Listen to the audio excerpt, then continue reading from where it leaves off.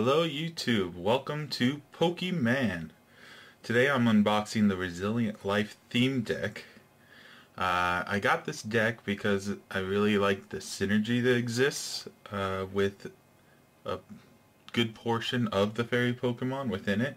So I thought it'd be fun to try and build a strong playable deck around that, as I imagine not too many people are using fairy decks. I think a lot of people probably stick with the tournament standards, the Pyro and Charizards and the Keldeos and what have you. So I just thought this would be a neat little challenge to try and take on and see how it goes. So without further ado, let's go ahead and get into this. I did open it already just to organize the cards a little better. But let's see. Oh, okay. So there we go.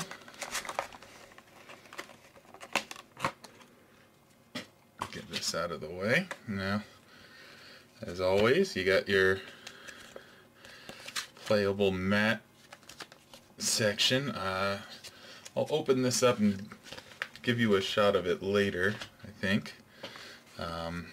And here, of course, is that nifty little pamphlet that gives you explanations of the game and a nice little list for the expansion pack to slowly check off.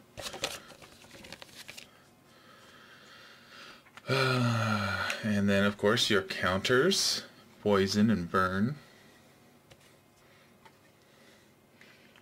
And this I found interesting. The coin in here, instead of being Xerneas, who's the main star of the deck, and is supposed to be your heavy hitter, it gave me his counterpart, Vettel. So, pretty interesting. But, either way, it does its job. I'll get this out of the way. And set you back up. Why not? Now, let's go ahead and get these cards out. You can see I got the one card out because I wanted it to show the same way as it does in the store. Oh, hang on. Got a scraggler there. Okay. So, let's start off here with a Xerneas. The way the deck's built, I think he's meant to be your heavy hitter. I do see potential for him in a playable deck, but not necessarily as the heavy hitter. For one, it's only 100, so that could mean 3 hit kills for certain EXs and Mega EXs that are out there. But what I do like is, obviously, he's a basic with a very high HP for a basic. And then, of course, there's the Geomancy, which allows you to get a bunch of fairy energies out onto your bench Pokemon rather quickly, as you get to place one on 2 different bench Pokemon at a time. So it could be good as a, a setup / tank early on in the game. Then you got Swirlix, just a solid starter, nothing too special, but nothing bad about him. But here's where Swirlix gets better. You got Slurpuff. Now this is one of the cards that provides such good synergy. Sweet Veil makes it so each Pokemon that has a fairy energy attached can't be affected by special conditions. So you can easily avoid the annoyances of burn and poison, sleep and confusion and paralyzation that some of the dark and psychic decks have, and I guess grass as well, and fire. So it does help counteract that annoyance, but I would really recommend probably just keeping it on the bench and just using it for the ability only, not really for fighting unless you're forced to. Spritzy, again, not the best starter. This one actually has a lower HP of 50. Sweet Scent, because of the low HP, I wouldn't really recommend busting it out there just to heal Pokemon. And then a 20 for a flop. 2 energy, nothing special about that. But then it gets very special. The Aromatisse. This one is another one that really got me interested in this deck, and that's due to the fairy transfer.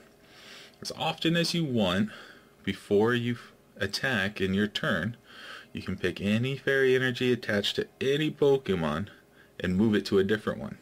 So, if you had your Xerneas out, getting a bunch of fairy loaded up onto your bench, once Aromatisse is out, you can just move it to whoever you're going to use as your main fighter, and if you gather enough out, then you can make sure there's at least one on each for that special condition protection. Or even if they get it the very next turn, you just give that Pokemon a fairy one and it'll remove whatever they have. So, definitely a good one. Jigglypuff. A slightly higher HP for a basic. Standard attack for 2, but there's nothing that you can do with just 1 energy. So, a little slow. Got Mr. Mime. 80 HP, which is alright, but 2 for Massage, which will heal damaged Pokemon. I guess you could pull him out as active to heal your main Pokemon quickly. And if they don't have one of their heavy hitters out, then you can get away in time. But I'll probably be pulling him out of the deck as I fix it up. Okay, and then this is the family, Pokemon full 3-stage family that they have in this deck. Venipede is actually not a bad starter. 70 HP, 20 damage that does poison, flipping a coin or anything like that. So it's actually pretty good as a basic. Unfortunately, it kind of goes downhill from there. Whirlipede, 90 HP, which is fine for stage 1. Not great, but okay. Continuous Tumble, it's all based on chance, basically. So you could end up doing over 200 in one-hit killing a Mega EX or something. However, as soon as you get a Tails, it's over. So if your first roll's a Tails, you do 0 damage. So I guess if you're real confident in your flipping ability, you can throw him into a deck, but otherwise, Then Scoliopoid is the final form. Good HP for stage 2, 150. Random Peck does 20 plus, flip 2 coins, do 20 more for each coin. That's pretty good for 1 energy. 20 is the standard, it will do at least 20, which is good for 1 energy. 60 being great for a 1 energy attack at its best.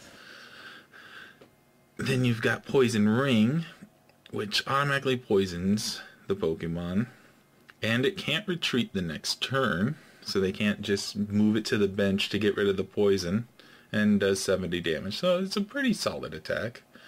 Not a heavy hitter. You're not going to one-hit kill anyone with this guy. So it's really best suited for fighting someone's other basic Pokemon, early evolution stage, or maybe some colorless that they have in there just for the early goings. But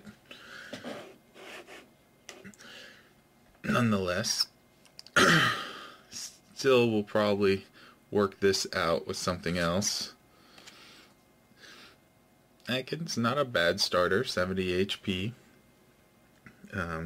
20 damage for a 2-hit. It's nothing spectacular, but not bad. Spoink, very basic, 60 HP, which is probably average. 10 on a 1 energy is average, but nothing beyond that, so a little limited in use. Definitely will be taking him out. And Punkaboo. Yeah, not one of my favorites. Average HP and cannot inflict any direct damage. It will confuse them. So if they're not good at flipping coins, you'll slowly give them 10 each turn. It can buy you some time, but that's about it. Fatump, average HP. The Astonish, I'm not that big. You're not even discarding it. It's just putting it back into their deck. So nothing too spectacular there. Hook, 30 for 3, a little on the low side. So yeah, Trevenant's a pretty good Pokemon. So if you have that, that would probably be the only way I'd put it in there. Doduo, 70 HP is good. However, needing 3 energy to possibly do 30 or 60 damage, it's not the best attacking. Which means, of course, you wouldn't want to use him unless you built him up on your bench. But if you're going to build something up on your bench before taking it out, I don't think this guy is who you want to do that with.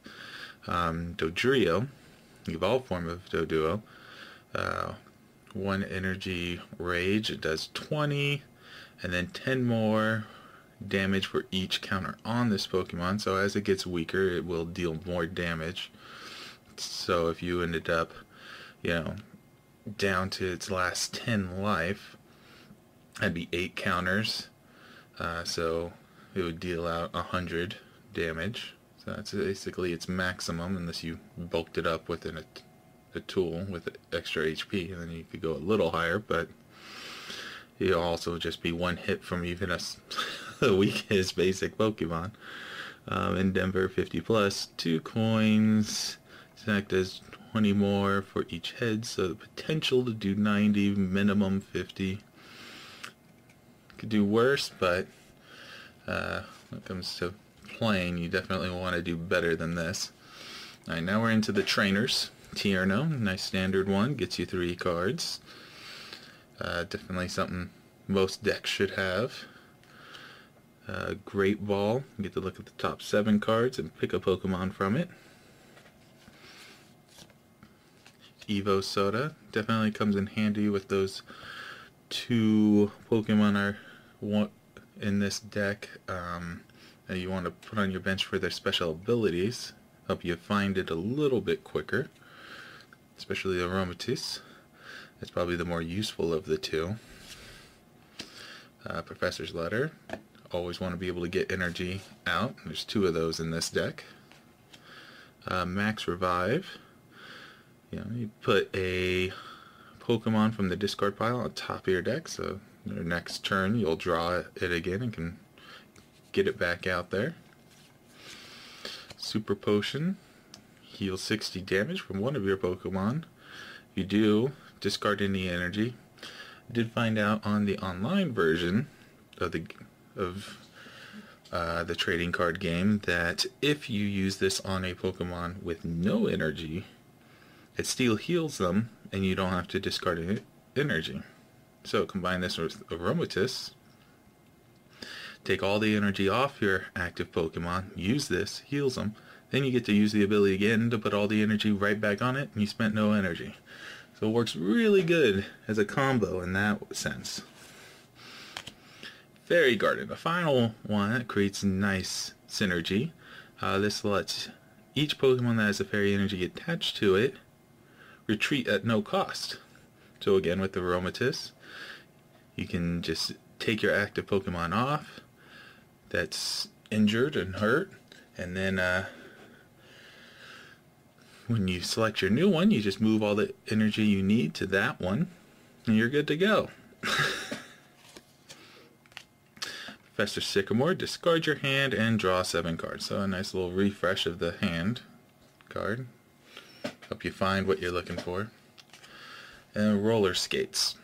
I have a very love-hate relationship with the Roller Skates. I don't like having to flip a coin to get 3 cards, especially when there's cards like Tierno and Cyan. that are guaranteed 3 cards or 3 energy. But of course the advantage of roller skates is an item card, so you can play 4 of them in a single turn if you really wanted to. And last but not least, you have the energies. So it comes with 3, 4, 5, 6, 7, 8 psychics. And 1, 2, 3, 4, 5, 6, 7, 8, 9, 10, 11? Is that right? 11 fairies? It's kind of a random number, but... Oh, actually it's only 7 psychics. I miscounted there. And then 11 fairies.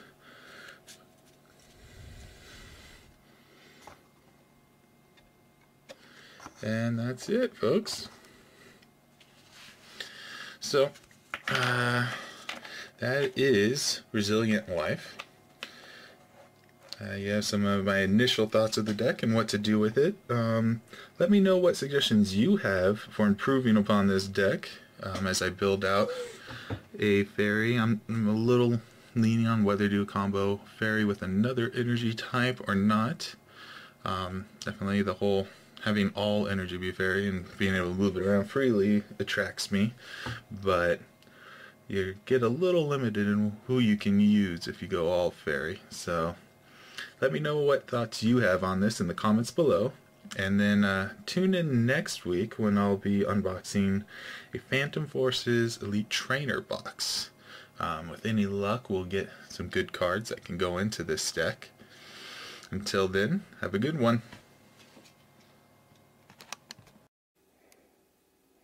Hey guys, as promised, here is a better look at that play mat that comes with the deck. You got Xerneas and Yveltal on here. And then of course if you flip it over, you'll see it has a lot of information on how to play the game and different things. So definitely useful for